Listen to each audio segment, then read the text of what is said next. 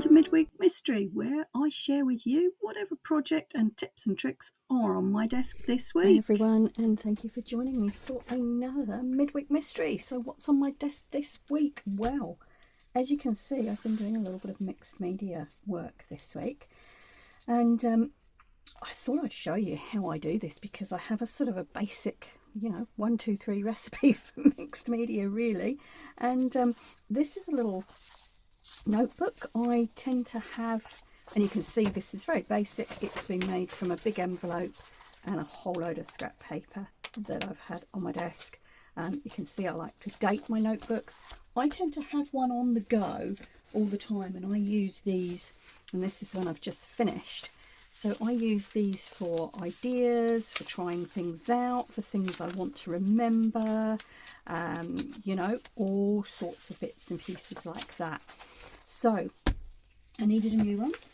So I grabbed an envelope journal that I made ages ago and started this. And I was fiddling around this week and I thought, oh, let's decorate the cover. That looks nice, make it look nice. So I'm going to do the back to match. Now, I'm not going to add an image like this on the back, but I thought I would just do a bit of mixed media work to match the front. And I thought, yeah, I'll show you how I do it, because really this is a sort of a, if you've never done any mixed media or you're a little bit hesitant, you don't know where to start, I tend to have, as I say, this basic sort of 3 or 4 step recipe, and it seems to work. All right, look, I'm going to show you. I start off, so the first thing I do, I start off generally with some book page and my matte gel medium. You can use Mod Podge or, just finding my brush. You can use Mod Podge, you can use whatever you've got. PVA glue will work if that's what you've got. I just prefer matte gel medium, and in all honesty, all I do is start by ripping up my book page and collaging the background.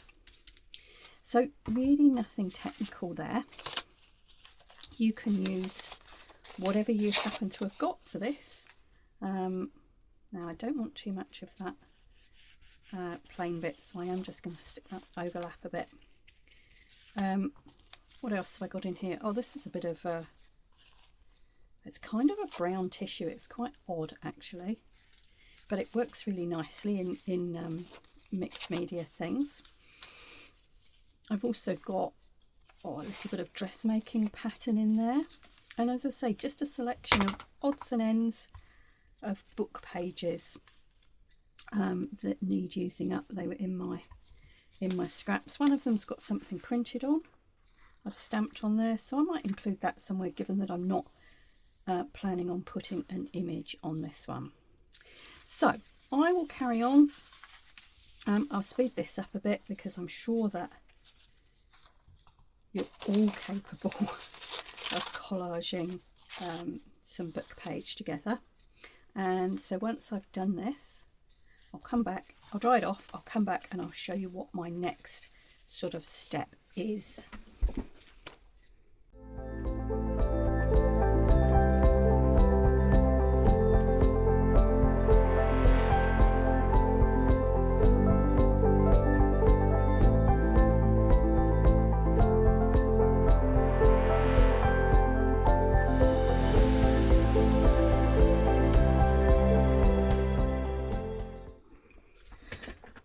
Okay everybody, so that's collaged and dried.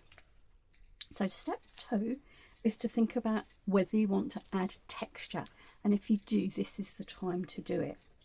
Now what I would suggest is, if you're adding an image like I did here, say I wanted to add this butterfly image on the back of my journal, I would pop my image where I wanted it and just draw around it in pencil. And when I'm putting my texture on, I would avoid putting the texture where my image is going to go. And the reason for that is that it's sometimes hard to stick over the top of texture. So if you know you're going to put an image on, just make it easy for yourself. Draw around it and avoid that area. All right, this is the same stencil I used on the front here. You can see it's like that. And I'm going to, here I only textured down the sides because, as I say, I had this image that I wanted to use. On the back, I'm not going to texture all over, but I am going to do a little bit more because I don't want an image stuck on there. So this is homemade texture paste. I will put a link in the description box below. I have a video showing you how I make this. It's a couple of different ways of doing it. You can also use bought texture paste, that works just as well. And so step 2 is to add any texture that you want. Now, I'm just going to aim for a few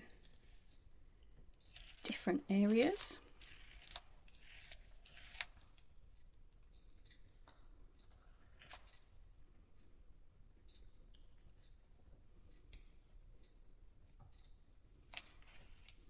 Sorry if my arm's in the way, I'm just trying to hold that flat.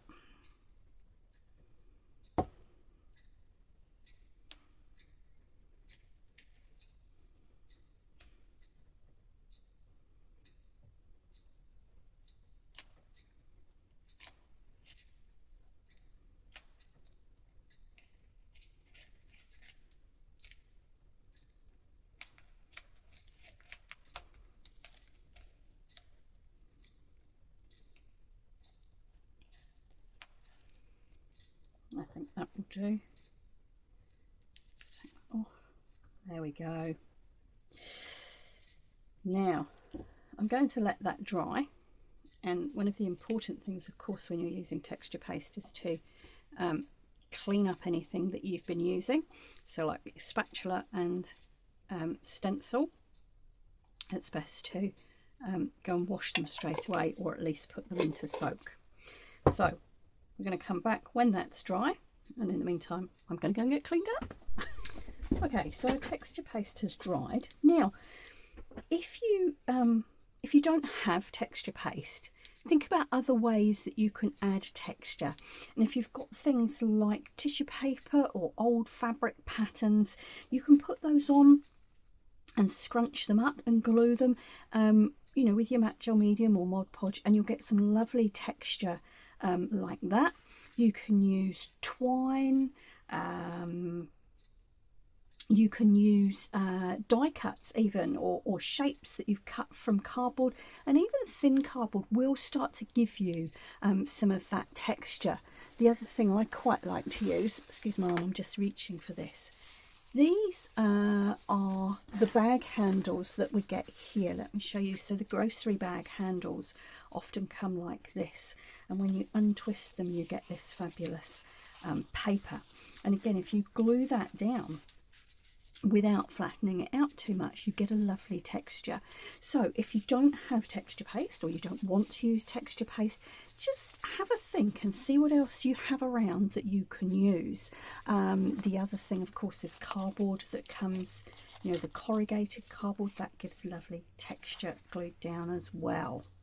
So don't feel that you can't, you know, for me, mixed media is about using what you happen to have. So don't feel you can't do this if you don't have texture paste and stencils. All right. Okay, so step 1, we've collaged a background. Step 2, we've added some texture. Step 3 is starting to think about adding some colour. Now I'm going to do this to match the front of my journal, and I've used some inks that I actually made a few years ago. Oops, and that one's not done up very tightly. So this one, as you can see, is I made from walnut. This one I haven't labelled, and I'm not actually sure what it is, which is naughty of me. But anyway, it may be some more walnut because it is similar. Now again, use what you've got. You know, if you want a brown and you haven't got anything else, mix up some strong coffee and use it. But you can use any inks. You can use watered down acrylic paint. You can use watercolour. It really is whatever you have, and it depends on the look you're trying to achieve. Now I think I do have a bit of kitchen paper here, which as you can see I used to mop up last time. I'm quite messy when I'm doing this. You don't have to be if you don't want to. And again, as I say, it does depend on what sort of look you want to achieve. So I'm just sort of letting that run down. I will get quite a good base coat of this because I want to add some other colours over the top. So I am going to sort of dab this around, make sure that it's covered quite well. I don't want the white of the texture paste really to show too much. As you can see here, I've got a little bit. I'll colour that in. There we go.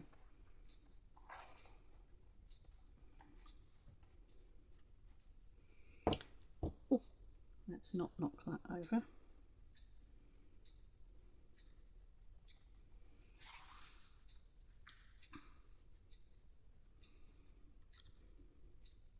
So as you can see, if I leave this to dry as it is, we're going to get different shades of brown in different places depending on how much of that walnut ink is on there.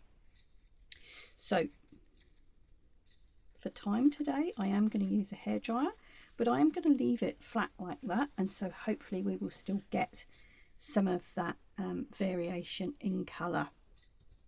Let's put the lid on that before anything disastrous happens. Right, I'll dry that off and we'll come back. Okay, as you can see, that's just about dry. There's a couple of odd spots on it still, but I'm not too worried about that because I now want to start adding in some of these other colours to tie in with the front. And as you will see on the front, I've got this darker brown, and I've also got a red and a little bit of the green. Now, I didn't particularly like the green once I've done it, so I'm going to stick to the brown and the red on the back. And again, you can use whatever you have. I bought a set of very cheap alcohol inks. They're not great quality, so I'm really just using them up on odd projects like this, and they're okay for anything like this. But I have tried them for some other things, for example my gel plate, and they really don't work very well. So, you know, for me that's a lesson in not, you know, the cheap is not always great. But I'm making the most of it, using them up, and this is the brown colour, and this is literally all I did on the front.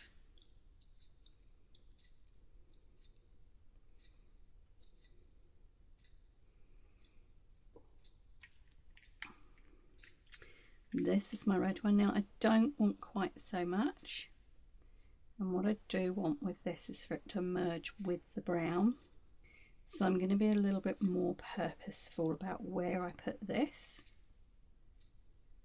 And what I did on the front was that I went over the top of the red again with the brown ink, so you'll see that's quite bright, and I didn't want it, I wanted it more muted, and so again I just quite more purposefully added some of the brown over the top.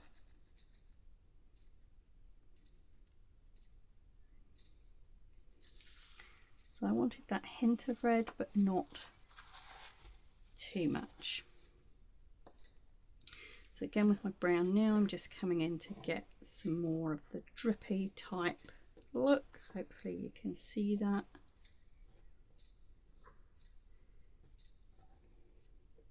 And again, use whatever you have. This will work with acrylic if you water it down, or your watercolours. And really you just need to do it, you know, keep adding layers until it pleases you.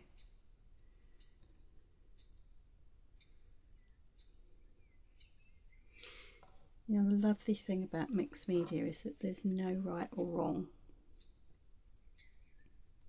I really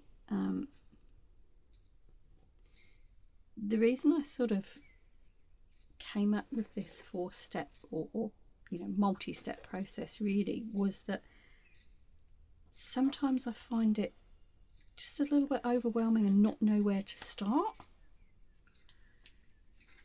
when I want to create something using mixed media. And this is a good basic formula that you can always go back to. Now the other thing I'm going to do then is come in again with my original colour, my walnut ink.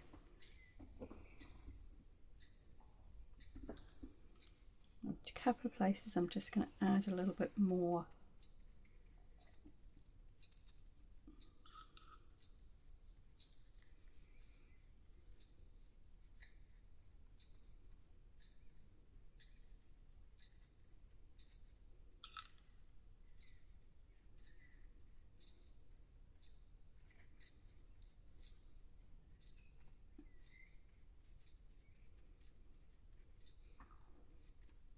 Okay, I'm going to dry that off and have a look, because don't forget, when you dry things they look different. Okay, so those colours have now dried, and I was just wondering why there's a difference between the back and the front.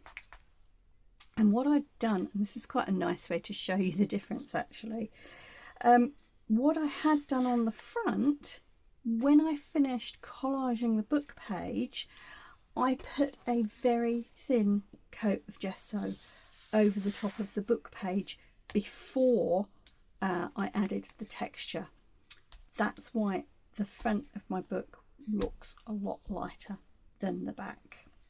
That's okay, it just shows you it's a personal preference thing and you can do it either way. I just completely forgot. I only did this yesterday, but there you go.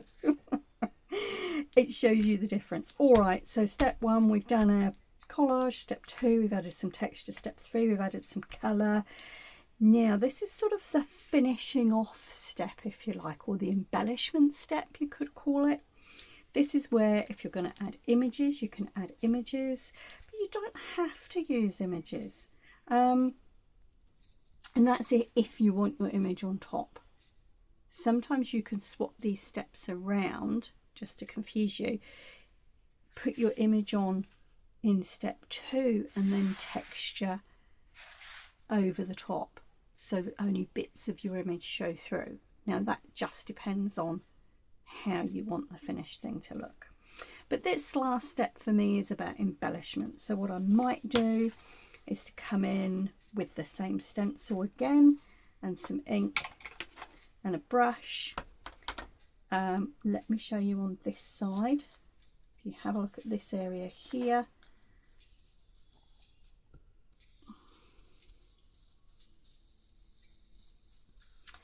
I can add in, and this is just a sepia ink. There you go, you can see I've added another layer on top. There's a little bit here that I'd already tried. I could add a little bit over here. And again, you don't have to use the same stencil if you've got something that contrasts or complements. We might even add a little bit on here. If we want, maybe.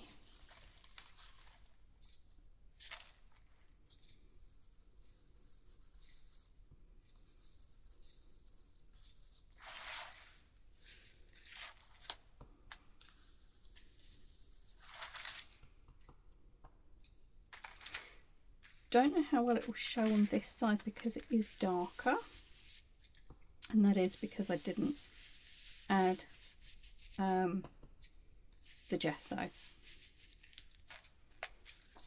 Oh yep, it's still adding that another layer of interest.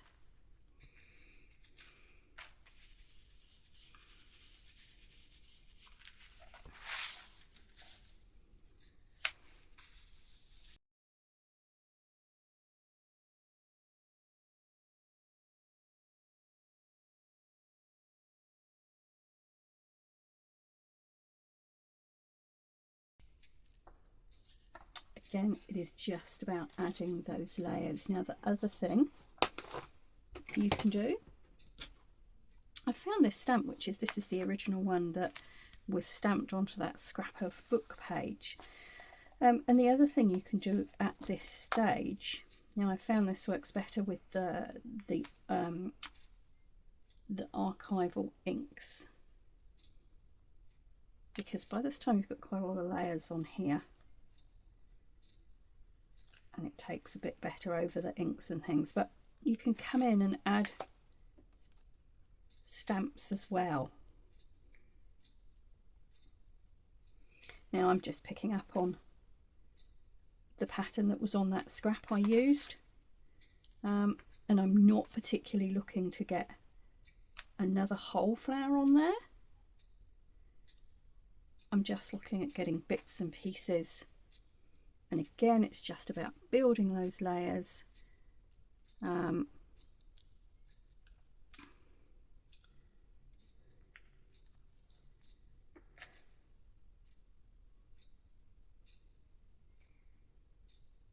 going to do one more.